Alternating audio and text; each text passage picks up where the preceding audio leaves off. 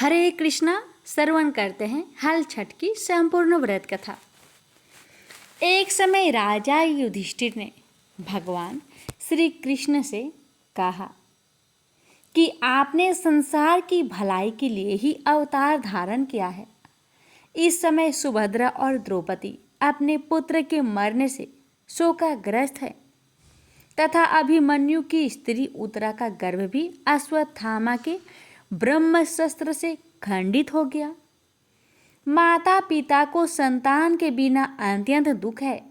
अतः हे प्रभु, हे भगवान, आप कोई ऐसा व्रत, दान अथवा उपाय बताइए जिससे कि माता पिता संतान शोक से दुखी ना हो और उत्तम दीर्घायु तथा स्वस्थ संतान उत्पन्न हो। ये सुनकर भगवान श्री कृष्ण कहने लगे, राजन, मैं तुमको एक व्रत बतलाता हूँ जिसको नियम पूर्वक करने से खंडित गर्भ भी जीवन पा जाता है तथा संतान दुखी नहीं होती। राजा युधिष्ठिर के पूछने पर भगवान श्री कृष्ण ने कहा, प्राचीन काल में सुभद्रा नाम का एक प्रसिद्ध राजा था। उसकी रानी का नाम स्वर्णा था और उनके एक हस्ती नाम का प्रतापी पुत्र था जिसने अपने नाम से हस्तिनापुरी बसाई। राजपुत्र एक दिन धात्री के साथ गंगा जी में स्नान करने गया और गंगा जल में जल क्रीड़ा करने लगा। इतने ही में एक ग्रह उसे जल में खींच ले गया। धात्री ने यह घटना जाकर रानी को बताई। यह सुनकर रानी स्वर्णा बहुत दुखी हुई और क्रोध में उसने धात्री के पुत्र को धधकती हुई अग्नि में डाल दिया। तदंतर राजा और रानी अपने अपने प्राण त्यागने को तैयार हो गए। उस धात्री की माँ भी अपने पुत्र शोक में किसी निर्जन वन में चली गई। वह धात्री वहाँ एक सुनसान मंदिर में शिव जी, पार्वती तथा गणेश जी की पूजा करने लगी। प्रतिदिन पूजन व ध्यान करके वह तृण, धान्य तथा महुआ खाया करती थी। भगवान बोले, हे राजा युधिष्ठिर, इस प्रकार व्रत करते हुए उसके प्रताप से भाद्रपद मास के कृष्णा पक्ष की षष्ठी के दिन नगर में एक अद्भुत दर्शन हुआ कि एकाएक धात्री का पुत्र अग्नि से जीवित निकल आया। राजा रानी ने भी उस धात्री के पुत्र को अग्नि में से निकलते हुए देखा, जिससे उनको बड़ा आश्चर्य हुआ। उन्होंने पंडितों से उसके जीवित बचे रहने का कारण पूछा। इसका रहस्य बताने के लिए शिव जी की आज्ञा से दुर्वासा ऋषि वहां आए। राजा ने दुर्वासा ऋषि को आया जानकर उनकी अगवानी करके अर्घ्य आदि से उनका पूजन किया तथा बारंबार नमस्कार करके धात्री के पुत्र के जीवित निकलने का कारण पूछा। दुर्वासा ऋषि ने कहा, हे राजन, उस धात्री ने वन में जाकर नियम पूर्वक अति भक्ति भाव से भगवान शिव जी का, स्वामी कार्तिकेय, पार्वती जी एवं गणेश जी का ध्यान, पूजन, स्मरण इत्यादि श्रद्धा सहित तथा नियम पूर्वक व्रत किया है। यह उस व्रत का ही प्रभाव है जिसके कारण धात्री का पुत्र जीवित ही मिल गया। अतः आप भी वहां जाकर यह धार्मिक कर्म करें। राजा और रानी ने दुर्वासा ऋषि को विदा कर दिया। तदुपरांत वे दोनों धात्री के पुत्र को साथ लेकर उस धात्री को भगवान शिव का कुश पालस के नीचे अति श्रद्धा के साथ पूजा अर्चना करते हुए देखा। राजा ने धात्री को उसके पुत्र से मिला दिया। धात्री ने राजा को इस उत्तम व्रत के महात्म्य को सविस्तार बता दिया। उसने कहा, हे राजन, जिस दिन से आपके भय से त्रस्त में यहाँ आई, मैंने केवल वायु को ही भोजन करते हुए भगवान शिव, कार्तिकेय, पार्वती जी एवं गणेश जी की पूजा की है। एक दिन आधी रात के समय स्वप्न में भगवान शिव ने मुझे दर्शन दिया और कहा, तेरा पुत्र जीवित हो गया है, क्योंकि तूने हमारा व्रत एवं पूजन बड़ी श्रद्धा तथा भक्ति से किया है। यदि तुम्हारी रानी भी उसी व्रत को विधि पूर्वक करे तो उसका पुत्र भी उसको जीवित मिल जाएगा तथा और भी बहुत से पुत्र उत्पन्न होंगे। भगवान श्री कृष्ण ने राजा युधिष्ठिर से कहा, हे राजन, भादों के महीने में कृष्ण पक्ष की षष्ठी को यह उत्तम व्रत करना चाहिए।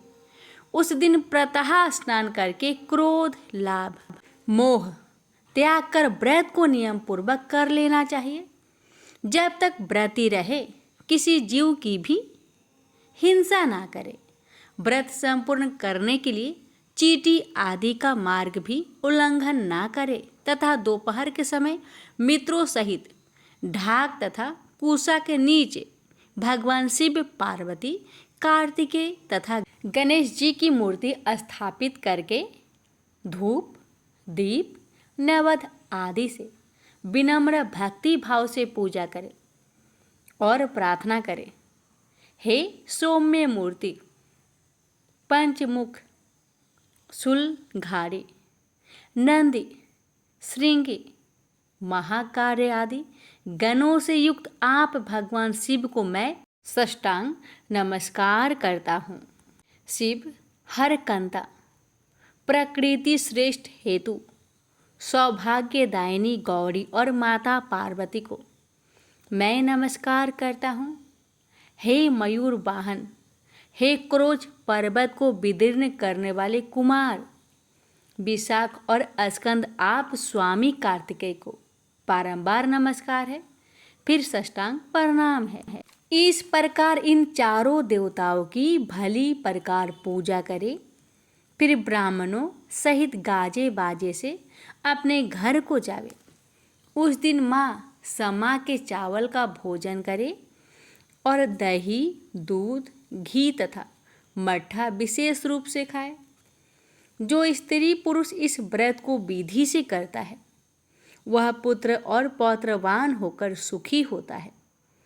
धात्री की ऐसी बात सुनकर राजा रानी ने विधि पूर्वक इस व्रत को किया, जिसके प्रताप से वह राजा पुत्र शीघ्र ही ग्राह के गले से निकलकर बोलने लगा।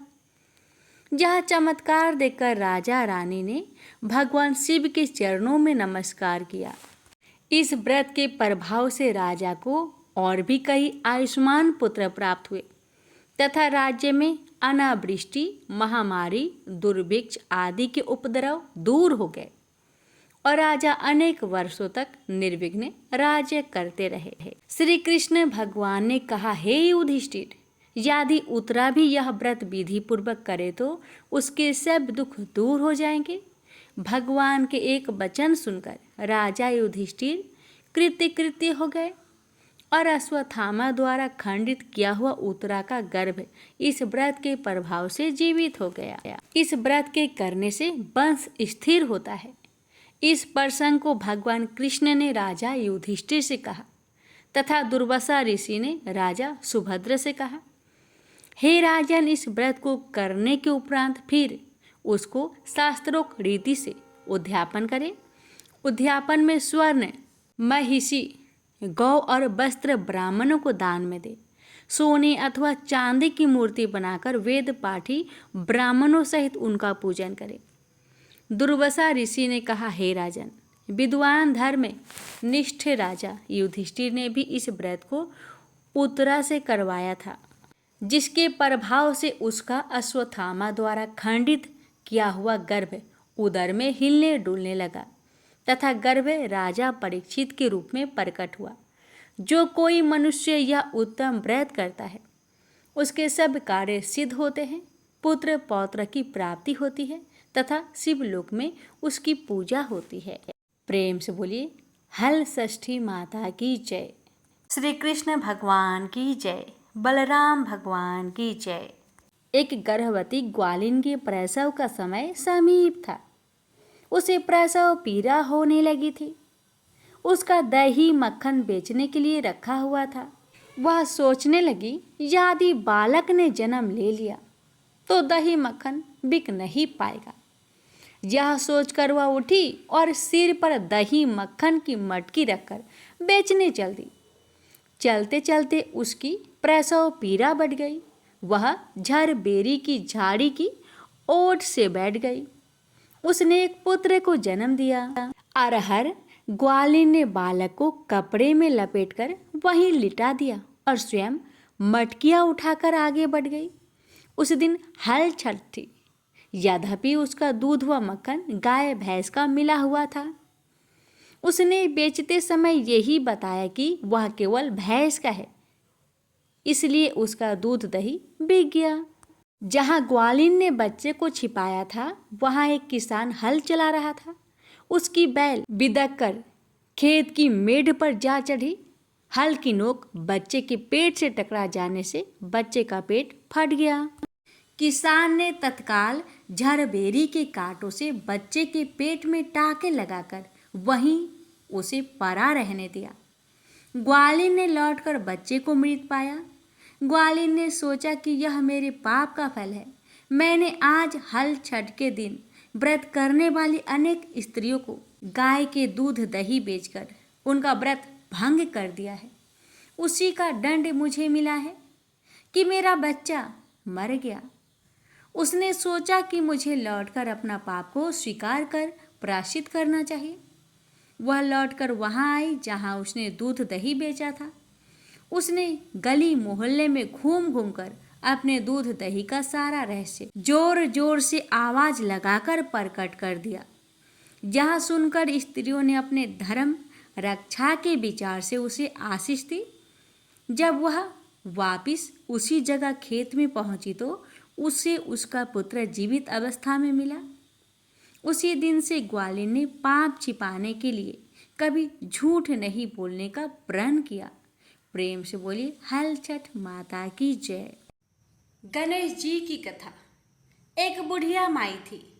वह बहुत गरीब थी, आंखों से अंधी थी। उसका एक बेटा और एक बहू थे। वह बुढ़िया सदैव गणेश भगवान जी की पूजा किया करती थी। एक दिन गणेश जी प्रकट होकर उस बुढ़िया माई से बोले, बुढ़िया माँ, तू जो चाहे सो मांग ले। बुढ़िया माई बोली, मुझे तो मांगना नहीं आता भगवान, कैसे और क्या मांगू। तब गणेश भगवान जी बोले, अपने बेटे और बहू से पूछकर मांग लेना।